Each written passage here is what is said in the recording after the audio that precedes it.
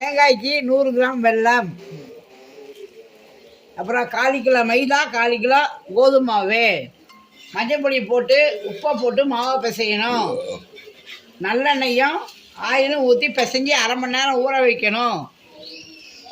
தேங்காயும் கடலப்பருப்பு வறுத்து கொதிக்கிற வெந்நீரில் போட்டு மூடி வச்சிடணும் 1/2 ஹவர். அதை எடுத்து துணியில் உணர்த்தி மிக்சியில் ரவை உடைக்கிறோமா உடைச்சி தேங்காயும் வெள்ளத்தை நல்லா பாகு வைக்கணும். பாகு வச்சு இந்த பொடி பண்ண தேங்காய் பொடி பண்ணதும் ரவை பொடி பண்ணதும் போடணும்.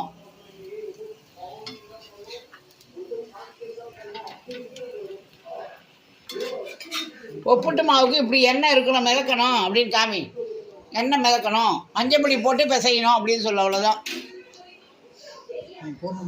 இந்த பார்த்துக்கோங்க மக்களே, இந்த காரணமே நான் உருட்டுற இந்த பூர்ணத்துக்கு